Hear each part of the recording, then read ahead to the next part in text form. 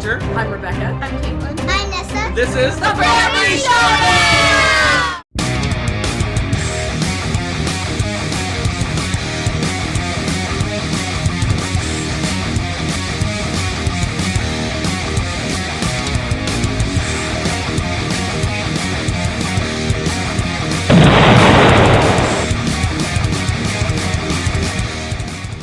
Howdy folks, welcome back to my top 100 games of all time. I'm Hunter. This is Rebecca. I'm dressed casual. She's dressed formal.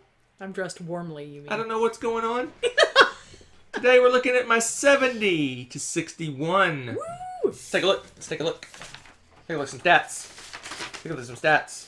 Or the stats. Always have the stats. Oh, Punitation section. We got 2 games that went up. 8 games that went down. Ooh. No new games. But Ouch. 1 game I do not own. We'll get to that much later in the list. But let's get started right away. With my number 70. My number 70. You remember last time, for those that are following at home, my number 71, which is the one immediately preceding this one, Okay. was the Gallerist. Okay. Slightly better, in my opinion, than the Gallerist is another Lacerda game, Lizboa! Wow. Very slightly better, as you say then. Very slightly better. So these are comparable. Comparable in my mind. In my mind, they're kind of giving me the same feel, maybe. Same weight, same thematic things, stuff. I don't know. This is a very different theme. No, I'm talking that they're very thematic. They're both very thematic. Oh, okay, because I was going to say, this theme makes me sad. I don't know if you guys know you're that... doing good works. Yeah, but I didn't realize that all of this had happened in Portugal until learning about this board game. Yeah, there's like earthquake, and then a fire, and then And a tsunami. And then you rebuild the city. So it's kind of like the... For those of you who've watched the Monty Python Holy Grail, it's like the tower in the swamp. Anyway, you'll either get that joke or you won't get that joke.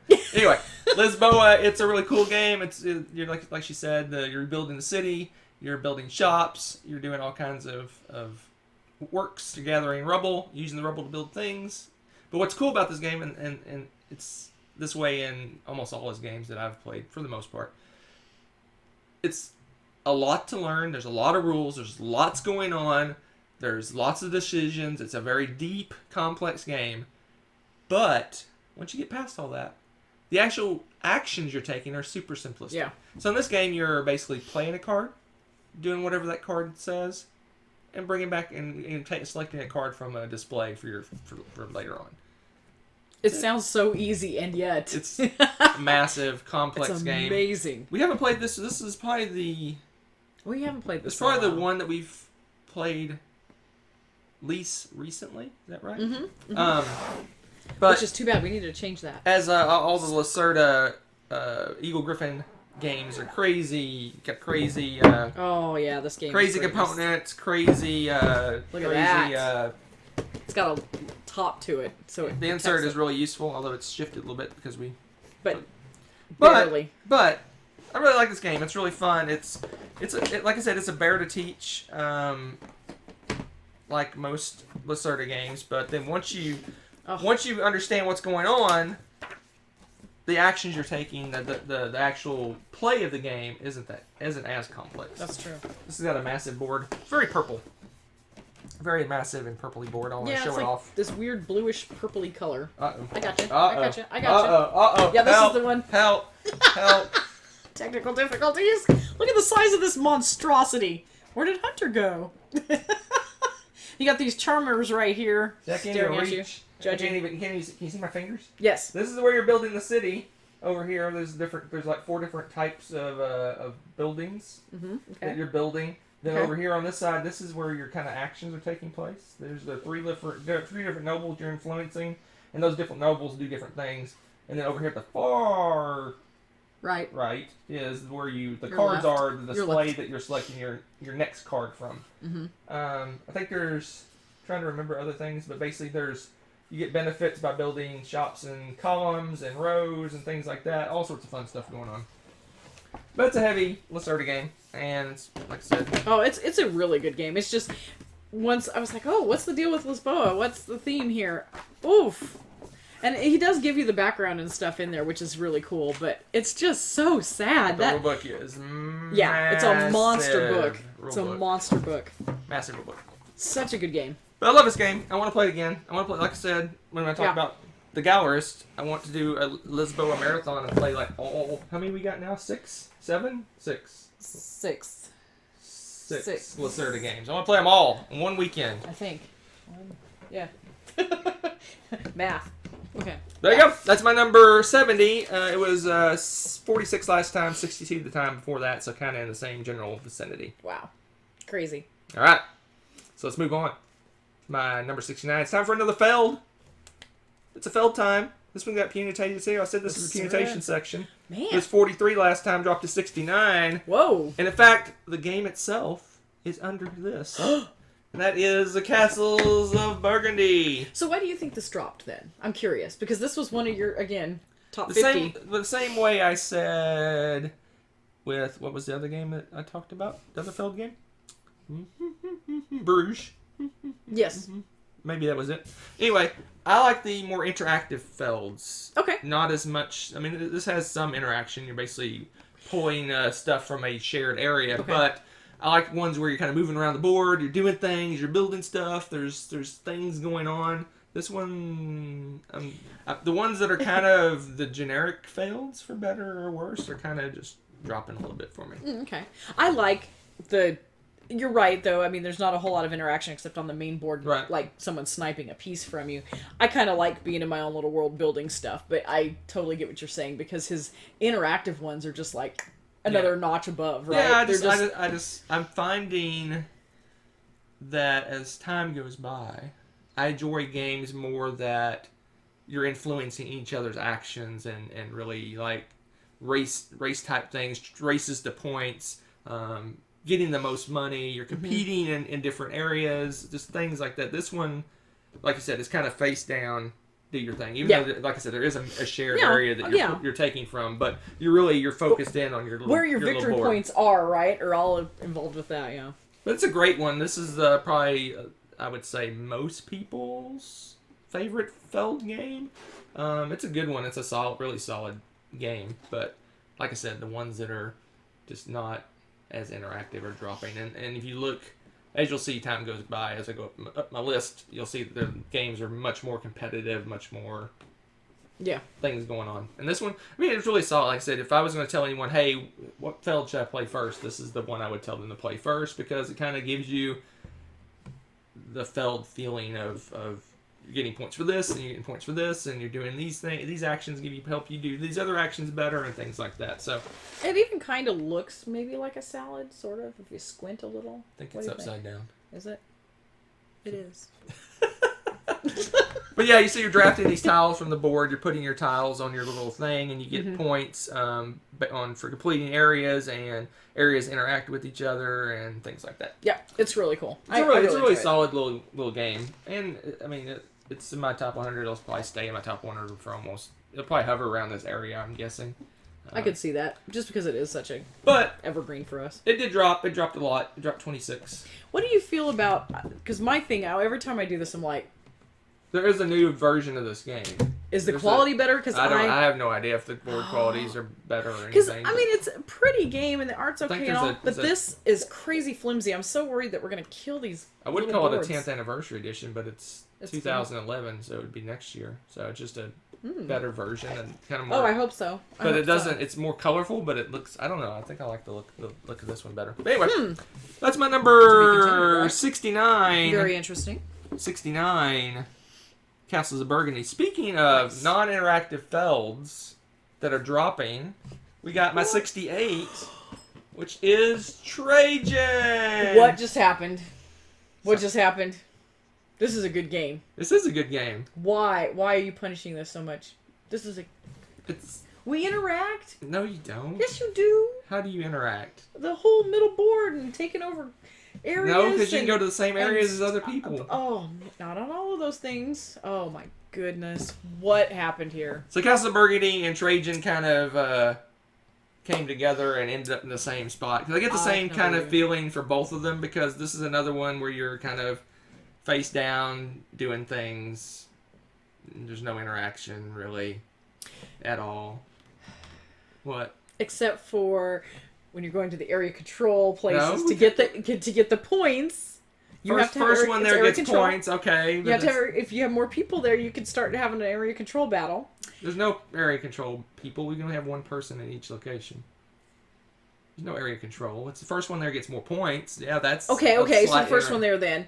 But then you've got the little workers, the craftsmen.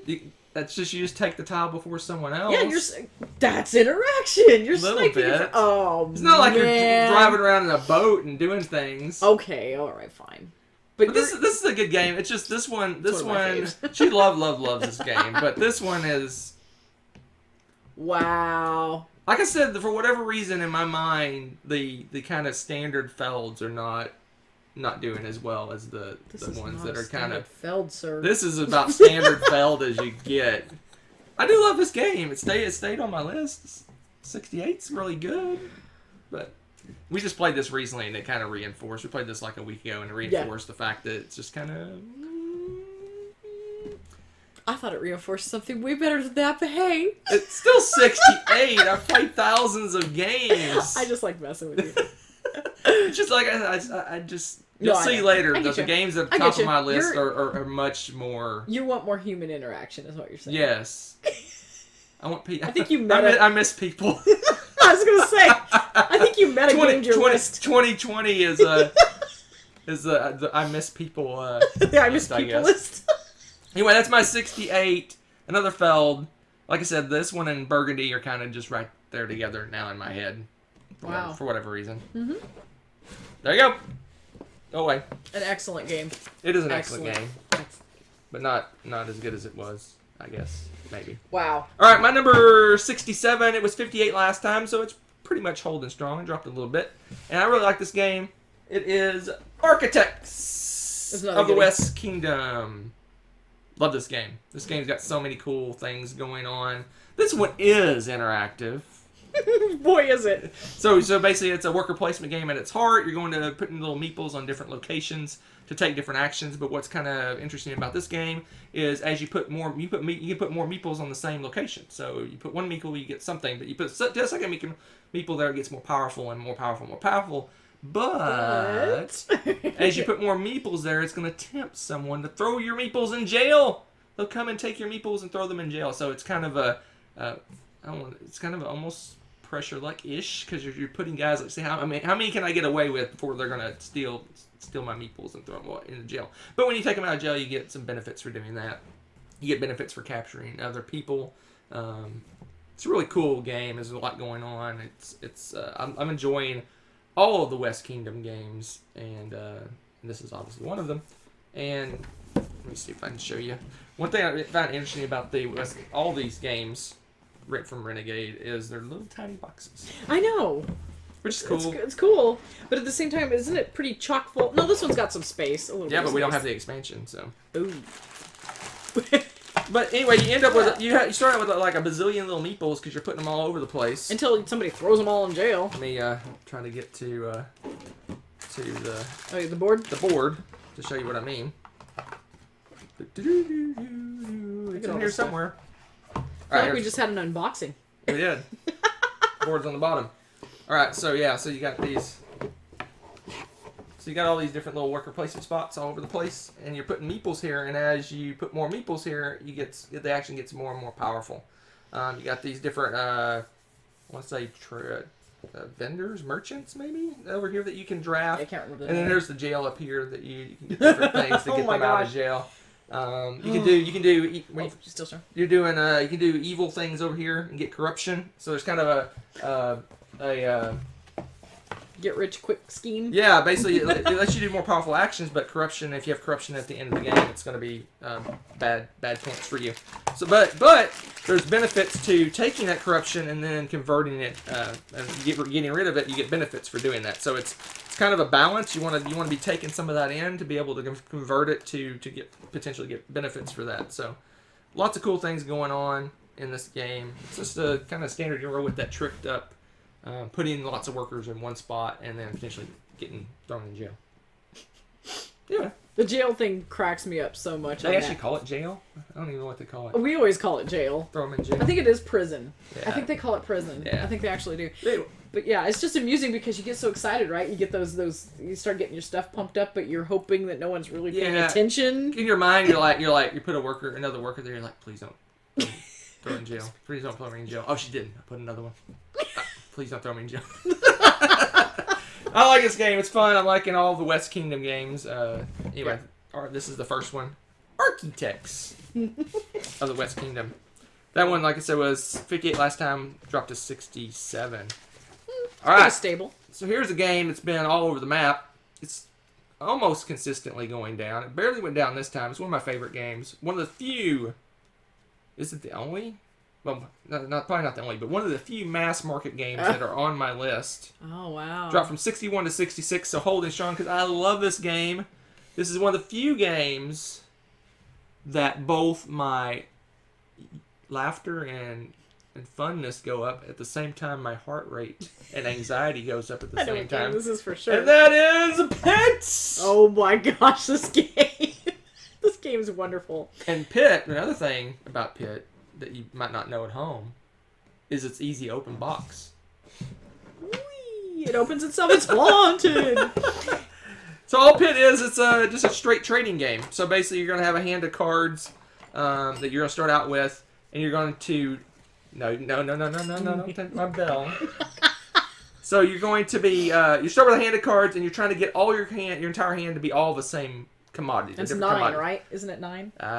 It's sure. A lot. So you got coffee and corn and soybeans and all the stuff that they trade on the commodities market.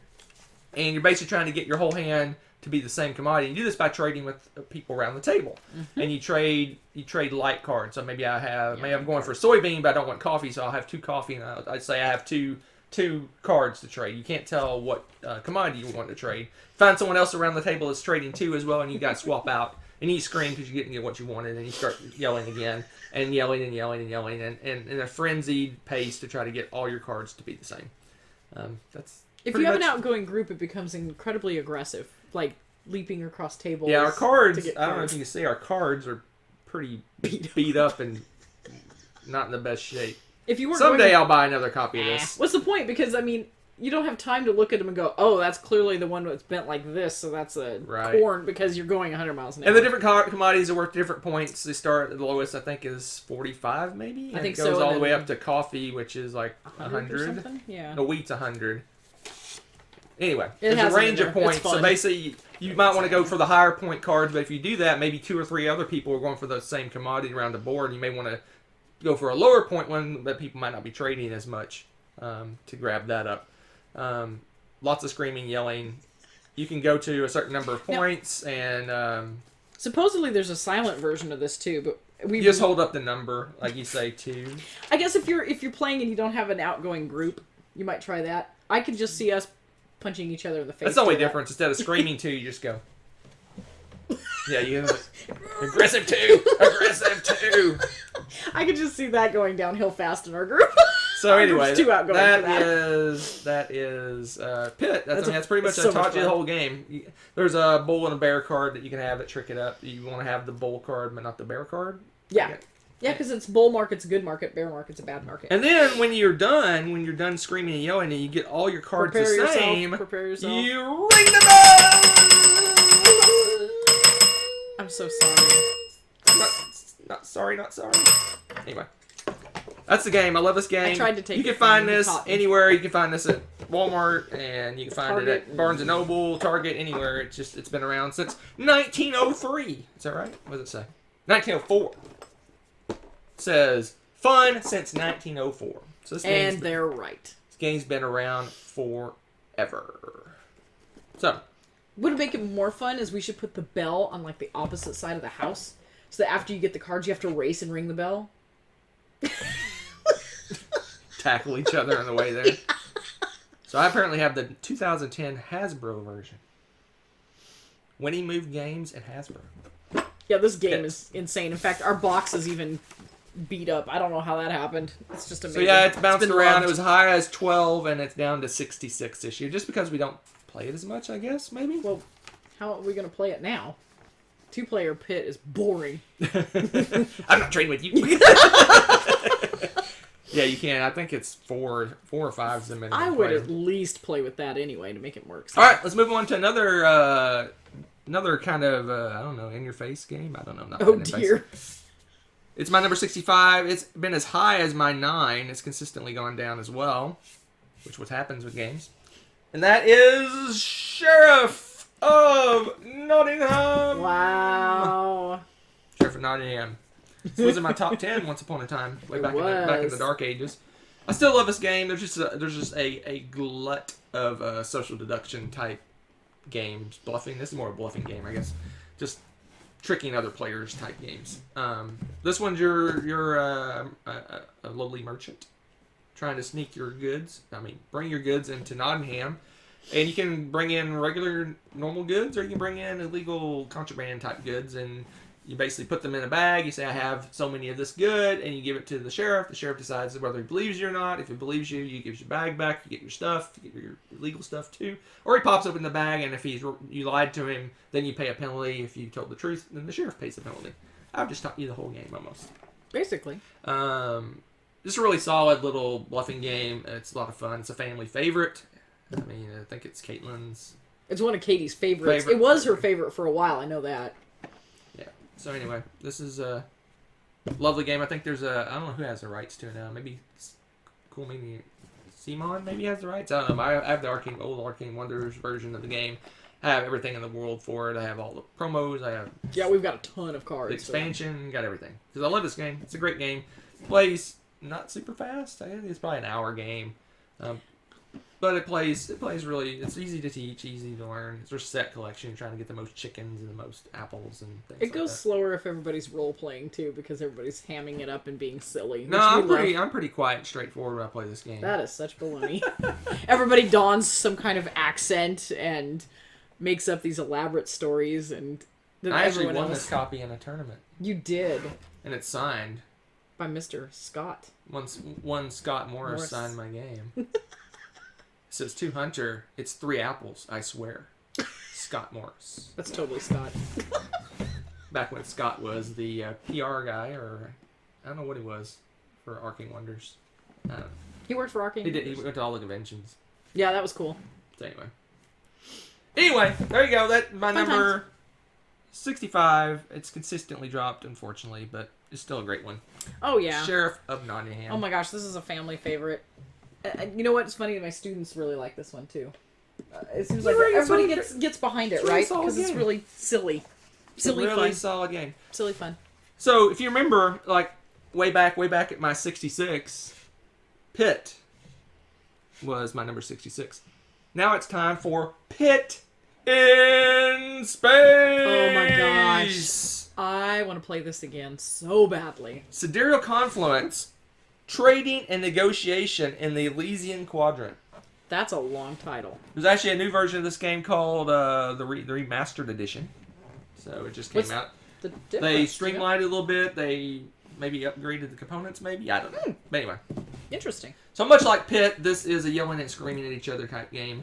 You basically all play a unique alien race that plays the game completely different than, has some different powers of everywhere else. They have different goals, different ways they play. At the core, there's a core way to play the game, but then they trick it up. Each alien power tricks it up. But there's kind of 2 phases. You're basically, in one phase, you're basically trading goods with everyone around the table. Maybe you need some green cubes, and this person needs blue cubes, but you don't have blue cubes, so you get blue cubes from this person over here. So you give the green cubes to this person, get blue cubes here, and the red cubes here, and over here, and you're doing this and that. And screaming and yelling, and then you're done, and you have a pile of junk in front of you, completely different than the junk you started with. You took those junks in these machines. The machines crank out victory points and other junk, and you start all over again. But there's more than that. You're getting colonies. You're getting technologies. You're developing technologies. You get points for developing technologies, and everyone else can kind of benefit from the technologies later on. It's a really cool game. A lot going on. But it's not for the wallflowers. Is that the right word? Yes. Not for your wallflowers. Yeah, because you'll lose horribly in this game if you don't speak up. And people will yell at you because you're not doing anything. No, it's like, I need those yellow things. Give me your yellow things. What do you want for your yellow things? And I just want to be an alien. They're like, you can have my yellow things. But I love this game. It's really fun. It's a kind of a more merry. You want probably six plus people playing this game to make it really, because the more people you have, the better. You more trading and interaction you have going on, because if you need like a certain color cubes and there's only one person that has that cube at the table, it's gonna be hard to. You have to deal with that person. But if there's two people at the table, now you got some negotiation going on. Hey, what do you give me for? I want your green cubes. What do you want for them? Oh, okay. 1 second. I want those cubes. What do you want for them? You go back and forth and negotiate. And get this person over here at the other end steals the green cubes from this other person because they gave a better deal, and you're like, but I wanted the green cubes. This game now, the teach is pretty tough. This is one of those you want a dedicated game group that can play this regularly. I think that would be the most fun because it's one of those games kind of like Vast and Root that everyone plays a little different. So if you're teaching the game and they're not like super gamers and can't read the alien and figure it out, you have to go, okay, this is how you play the game. And you go to the next person. Yeah. This is how you play the game. You go to the next person. Yeah. So anyway, here's the bag of different stuffs that you can get. Yeah, they're really thrilling. You know what? This would be a cool game They to all bling have out. They all have meaning though. Well, I know, but I'm just saying this would be so cool to bling out because then it would have more meaning. Yeah, so instead of plants, instead of green cubes for plants, you have actually little tiny plants. That would be adorable. Someone bling out this game. Bling out this game. I don't know. I haven't looked at the remaster edition. Maybe they did something, but I bet it's still cubes and hexagons. It's just and not junk. as exciting to fight over cubes as it would be little baby plants. Am I wrong? But I love this game. I love yelling at people. It gives me an excuse to yell at people. I've only played this once. Yeah, I've played this like 4 times. It's a convention game. I've played it at conventions several times. But I think the game group itself has only played it 1 time. Yeah, I want to play it again. It's cool. That's my number 64. It was 60 last time, 56 before that. So apparently it's going down 4 places every year. So next year it'll be 68. All right, let's move on to my number 63. It was 69, so it actually went up. Ooh, okay. And I can't reach the reason it went up because I have the cool little chips for Brass Lancashire. Lancaster? Lancashire. Lancashire. Lancashire? Isn't that how they say it? Lancaster? That doesn't even have the same letters in it. What? So this is the original brass that's been kind of streamlined and updated by Roxley Games. Roxley Games. And I love it. I love brass. It's a fun little. It's a train game. It's not really a train game. It's more of a heavy Euro game. You're going out to different locations on the board. You're building a little. Oops. You gonna show off everything? I'm trying to get the board out. So you have a player board that has all these different. I don't know if you can see it. All these different types of buildings and docks and ironworks and all sorts of coal mine places. Gotcha. And you're going out on the board. And I said the board. The board. Going out on the big giant board. Let's see if I can show off part of the board without showing the whole board. Going out on the board and you're building your little buildings on the spots that allow you to build the buildings. But you have cards and they're multi-use cards ish. You use the cards you play a card to build a building or do an action on the location on the board. And you have to have sources of coal and stuff to build your buildings. The game's in 2 phases. You start out with a canal phase. Play basically half the game with the canals where you got little canal connections to all these places. Then boom, you start over ish and now you're doing trains all over the place. It's a really cool Euro game. It doesn't feel like a train game, but it's a Martin Wallace game, so it feels like a train game. But all his games are train games, right? Maybe it doesn't feel like a train game, but it's a train game. Yeah, how'd that go? Because you build like little connections with trains, but you're not really picking up and delivering or doing any of that real kind of stuff. With the train. Not in the same sense you do with all the other games. Yeah. I love it. It's what are you doing? You're running away with it? Yeah. I'm not done talking about it yet. But let's see if I can reach it. Let's see if I can reach them. Can you reach? No, nope. I can't reach them. You're Can you toast. reach the thing? I might be able to. So I invested in some. Did. I don't know if that one. I don't know if any of those are open. Just bring the whole box. I am. Because the other box is underneath the. Here you are, sir. There you go, sir. The other drawer is underneath this, which we use those for our money for almost every game now. But we got the little iron clays for Not little. for obviously the brass games, but also we use them for everything now. 18xx and all, any game that has money. So these are the cool things. So it kind of makes the game more fun because I like clicking. I'm a poker chip clicker. I like clicking poker chips.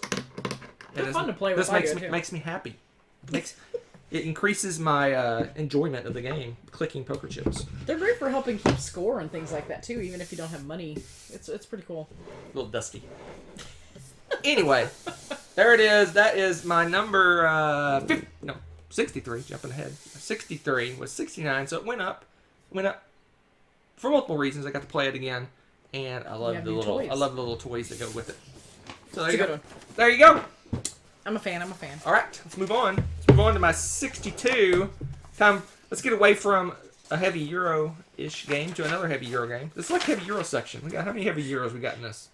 Do you consider Trajan and Castlebertians heavy Euros? Yeah. Yes. So I got 1, 2, 3, 4. Everything but Pit, right? Well, Cedario and. Cedario's so we had heavy. four heavy-ish Euro games, 3 kind of yelling at each other kind of games. Now we're back to heavy Euro land.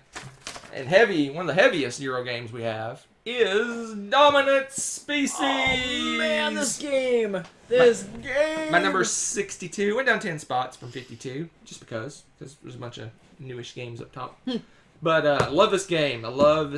It's a crazy heavy Euro game. Very interactive. Oh my gosh, cutthroat. Very interactive. You eat each other. Your species. So you take on the role of. I don't know if you're taking on the role. That'd be weird. But you're one of 6 different species. What do we got here? We got mammals, reptiles, birds, amphibians, arachnids, and insects. Kind of the circle of life there. Anyway, I feel a song coming on. So you're one of those different species. You're going into taking worker placement. It's a worker placement game. It's one of those worker placement games where you have kind of tiers of worker placement locations, and they go off in order. So you do these when you put all your workers on, and then boom, they all fire off from top to bottom. And you can use the stuff you do up top to fuel and pay for the things later on. So it's kind of got to strategize. Okay, if I need this stuff, I need to do this action higher up here to be able to do this action down lower. You're going out of the board. It's an area control game. The different species are fighting for territory and for dominance of different spaces on the board. There's an ice age coming along that kind of nukes part of the board, so you got to prepare for that. Different species have different powers, so maybe the insects are better at this action, but mammals are better at this other action. Super heavy, giant Euro game. It's a GMT game, which means it's German for super heavy Euro. Is that so? Or I don't know. Anyway, what I find funny is this is one of our heaviest games. It's in the top probably 10 of our heaviest games. And maybe. But on the back, this shows you how complex GMT games are. It says complexity level medium. Yikes. This is a medium. Huh? So I just love this game. We only played it once or twice. I want to play it again. I want to play with more players. I mean, it's fine 2-player, but I think it would be amazing with more players. I think I'd just be dead. It'd be longer too. 2 to 4 hours. Plays up to 6 players. You got 6 species. You can play all 6 species at the same time. Imagine. And this one has what's I find funny. It has little reminds me of the cones of Dunshire. Yeah. I forgot about the cones. It's got little different. You put cubes and there's little cylinders. I think those are your worker placement. But then you got little cones. Yeah. That you put on the board. Little cones. I forgot about all the cones. I'm not gonna dig out the board, but I really, like I said, I really enjoy games. Worker placement. I don't know why more worker placements don't do this, but I like that whole. You put all your workers on the board, and then all your actions fire off, and it adds a whole another level of the game of utilizing earlier actions to pay for the later actions. I really enjoy games like that. There's another one coming up much later on the list that does that same type of thing. Anyway, This is one of those games that shocks me because I usually don't like a lot of fighty games and cutthroat games, and this is a brutal game, but I really like it. I mean, it's just, it matches the theme. It makes sense to be brutal in this game. Oh yeah, I mean, you got different animals beating each other up. Yeah, exactly, and so it fits. Trying to be the dominant species. There you go. All right, last one for this list. Last one. If you remember way back when I told you what was going on in this list, I said there was a game that I do not own. And as you notice, I own all the ones so far. So this one has to be the one I do not own by process of elimination. Wow, look at that. And that is Mombasa. Love me some Mombasa. Mombasa. So the only reason I don't own this game is the 2-player is kind of meh-ish on this game. This is a more you want at least 3 players that play this game. So Mombasa, oh my gosh, where to start in this game? There's so much going on. So basically, at its heart, it is a stock market game, but it's got so much more going on than that. So basically, each player is I guess an investor in these different companies that are going out and exploring Africa and building up trading posts. There's 4 different companies that are building in Africa. What's cool about this game is, I consider it cool.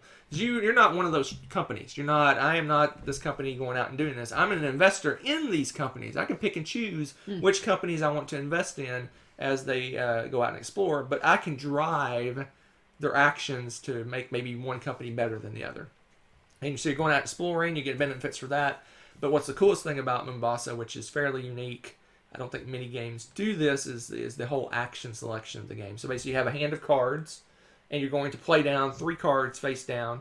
Eventually you can unlock a 4th and a 5th card that you could play. You're playing them face down in front of you, and then you're going to flip over those cards and take those actions. But what's cool is, once you're done, you're going to take a discard pile.